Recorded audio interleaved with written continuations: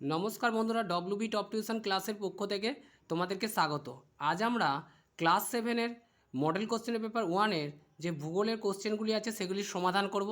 তো বন্ধুরা দেখো, এখানে একের দাগে যে কোশ্চেনটি দেওয়া হয়েছে, বলা হয়েছে ভূ আলোড়নের ফলে ফাটল সৃষ্টির মাধ্যমে কোন পর্বত সৃষ্টি হয়। ভূ আলোড়নের ফলে ফাটল সৃষ্টির মাধ্যমে কোন পর্বতের সৃষ্টি হয়। অপশান দেওয়া রয়েছে কি ভঙ্গিল পর্বত, স্তূপ পর্বত, আগ্নেয় পর্বত এবং ক্ষয়জাত পর্বত। এখানে অ্যান্সার যেটি হবে সেটি হচ্ছে স্তূপ পর্বত। পরে যে কোশ্চেনটি দিয়ে দেখো, 2 নম্বরে বলা হয়েছে বেলে পাথর রূপান্তরিত হয়ে সৃষ্টি হয় মার্বেল পাথর, কোয়ার্টজাইট, স্লেট, নিস। এখানে অপশন যেটি হবে সেটি হচ্ছে কি কোয়ার্টজাইট। এখানে অ্যান্সারটি হবে কোয়ার্টজাইট। বেলে পাথরের রূপান্তরিত হয়ে সৃষ্টি হয় কোয়ার্টজাইট। পরে যে কোশ্চেনটি দিয়েছে দেখো, বলেছে সুন্দরবনের বদ্বীপ হলো নদী বদ্বীপ, সমুদ্র বদ্বীপ, হ্রদ বদ্বীপ ও কাসপেট বদ্বীপ। তো এখানে যে অ্যান্সারটি হবে সেটি হচ্ছে নদী বদ্বীপ। পরের কোশ্চেনটি দিয়ে দেখো, বলেছে আফ্রিকার নাতিশীতোষ্ণ তৃণভূমির নাম। আফ্রিকার নাতিশীতোষ্ণ তৃণভূমির নাম হলো সাভানা, ওয়াদি, স্টেপ, ভেল্ট। অ্যান্সার হবে ভেল্ট। পরে যে কোশ্চেনটি দিয়েছে দেখো, এখানে বলা হয়েছে আফ্রিকার কোন স্থানীয় বায়ুকে ডক্টর বলা হয়। আফ্রিকার কোন স্থানীয় বায়ুকে ডক্টর বলে। অ্যান্সার অপশান দিয়ে যাবে দেখো, হারমাট্টান, খামসিন, সিরক্কো, সাইমুন। এখানে অ্যান্সার হবে হারমাট্টান। পরে যে কোশ্চেনটি দিয়েছে দেখো, আমরা 2-এ আসবো শূন্যস্থান পূরণে। তো দেখো বলা হয়েছে নদী প্রবাহের পরিমাপের একক হলো, অ্যান্সার হবে কিউসেক। পরে যে কোশ্চেনটি দিয়েছে দেখো, বলা হয়েছে ফ্রান্সের ভ্রোজ একটি ড্যাশ পর্বত। ফ্রান্সের ভোজ হলো একটি স্তূপ পর্বত। পরে দেখো ড্যাশ মাটি জল ধারণ ক্ষমতা বেশি। এটির অ্যান্সার হবে এঁটেল মাটির জল ধারণ ক্ষমতা বেশি। পরে কোশ্চেনটি দিয়ে দেখো, বলেছে আফ্রিকার সর্বোচ্চ শৃঙ্গ হলো কিলিমাঞ্জারো। পরে কোশ্চেনটি দেখো, 5 নম্বরে যে কোশ্চেনটি দিয়েছে, বলছে আফ্রিকার একটি অন্তর্বাহিনী নদী হলো সারি।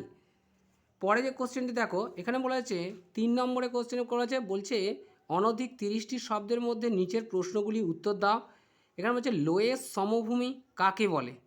তো দেখো বন্ধুরা, এর অ্যান্সারটি দেখো। তো বন্ধুরা, এর অ্যান্সারটি তোমরা এখান থেকে লিখতে পারো যে মরুভূমির সূক্ষ্ম হলুদ বর্ণের চূর্ণময় বালুকণা কখনো কখনো বায়ুর মাধ্যমে বহুদূর উড়ে গিয়ে সঞ্চিত হয়ে যে সমভূমির সৃষ্টি করে তাকে লোয়েস সমভূমি বলে। মঙ্গোলিয়ার গোবি মরুভূমি থেকে লোয়েস বায়ু বাহিত হয়ে চীনের হুয়াংহো নদী অববাহিকায় লোয়েস সমভূমি গঠন করেছে। এখানে পেলাম দেখো, মরুভূমির সূক্ষ্ম হলুদ বর্ণের চূর্ণময় বালুকণা, এটা চূর্ণময় হবে। চূর্ণময় বালুকণা কখনো কখনো বায়ুর মাধ্যমে বহুদূর উড়ে গিয়ে সঞ্চিত হয়ে যে সমভূমির সৃষ্টি করে তাকে লোয়েস সমভূমি বলে। মঙ্গোলিয়ার গোবি মরুভূমি থেকে লোয়েস বায়ু বাহিত হয়ে চীনের হুয়াংহো নদী অববাহিকায় লোয়েস সমভূমি গঠন করেছে। এটি এর অ্যান্সার। পরে যে কোশ্চেনটি আছে দেখো, তো বন্ধুরা দেখো, পরে যে কোশ্চেনটি দিয়েছে, বলা আছে জলবিভাজিকা কাকে বলে। এই কোশ্চেনের অ্যান্সারটি তোমরা এইখান থেকে লিখবে। দুটি নদীর মধ্যে অবস্থানগত পাহাড়, পর্বত, মালভূমি, উচ্চভূমি ইত্যাদি একটি নদী অববাহিকার অপর একটি নদী অববাহিকার থেকে পৃথক ও বিভাজন করে। বিন্ধ্য, সাতপুরা, মহাদেব, মহাকাল পর্বত উত্তর ও দক্ষিণ ভারতের নদীগুলির মধ্যে জলবিভাজিকা রূপে অবস্থান করে। তাহলে প্রশ্ন কী ছিল আমাদের, জলবিভাজিকা কাকে বলে।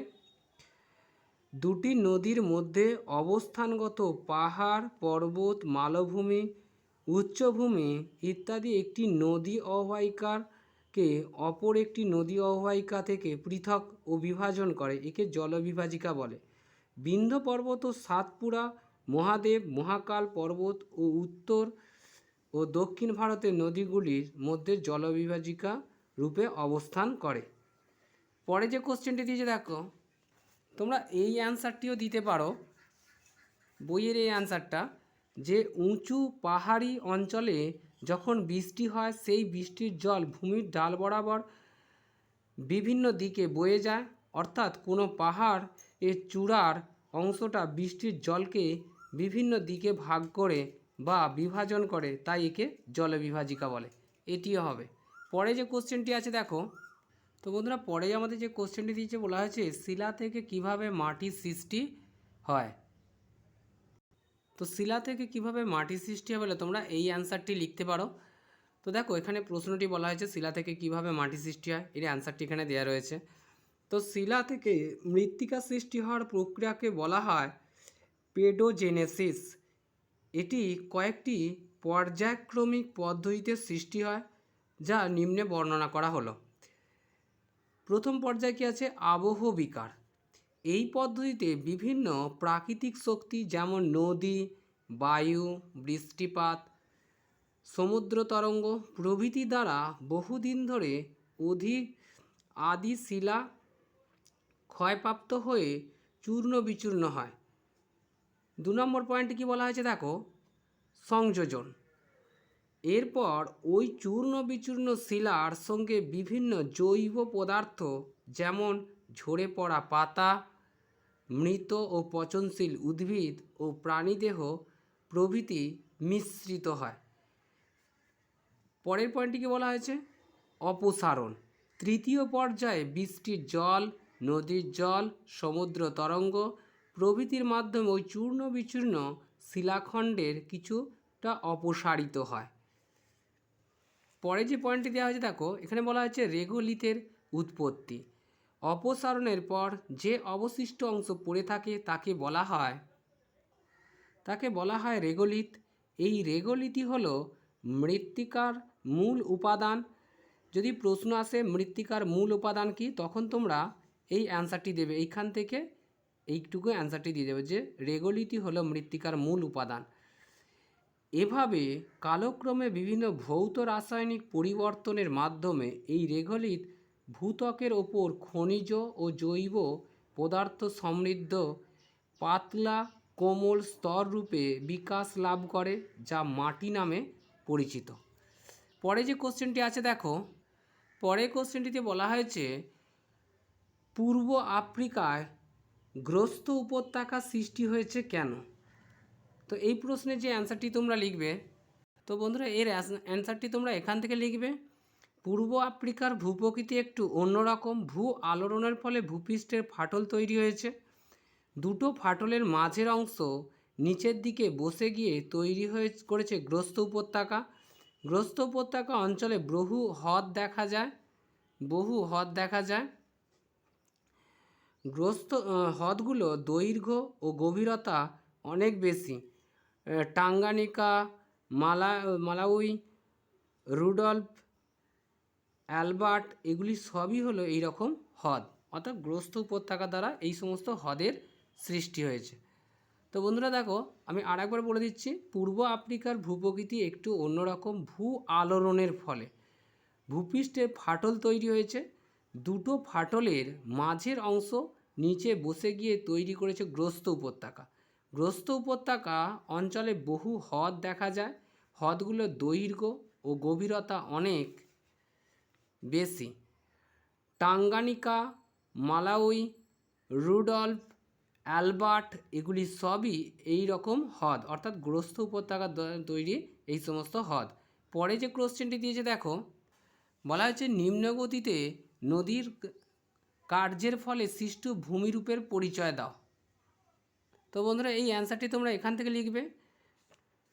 উচ্চ এবং মধ্য প্রবাহের পর অত্যন্ত মৃদু ভূমিঢালের ওপর দিয়ে এঁকে বেঁকে নদী মোহনা পর্যন্ত প্রবাহিত হয়, এটাই নিম্ন প্রবাহ। মুর্শিদাবাদের মিঠিপুরের পর থেকে বঙ্গোপসাগরের মোহনা পর্যন্ত গঙ্গা নদীর নিম্ন প্রবাহ। এই সময় নদীর গতি ও শক্তি এতই কমে যায় যে ক্ষয়কাজ একেবারেই বন্ধ হয়ে যায়। সামান্য বহন কাজ হলেও নদী মূল কাজ হয় সঞ্চয়। এই প্রবাহে নদী প্রায় থাকেই না, বরং কিছু শাখা নদীর সৃষ্টি হয়। নদীর মধ্যে পলি বালি কাঁকড় জমে নদীর অগভীর হয়ে যায়, ফলে বর্ষায় অতিরিক্ত জল ও দুকুল ছাপিয়ে বন্যার সৃষ্টি করে। নদীর দুধারের বিস্তীর্ণ জমিতে বন্যার সময় পলি সঞ্চিত হয়ে উর্বর প্লাবনভূমির সৃষ্টি করে। চীনের হোয়াংহো নদীর নিম্নগতিতে এরূপ প্লাবনভূমি দেখা যায়। নদীর মোহনার কাছে নদীর বহন করে আনা পলি বালি কাঁকড় জমা হয়ে চড়া সৃষ্টি হয়। নদীর স্রোত তখন ভাগ হয়ে চড়ার দুদিকে প্রবাহিত হতে থাকে, ফলে প্রায় ত্রিভুজের মতো বদ্বীপ সৃষ্টি হয়।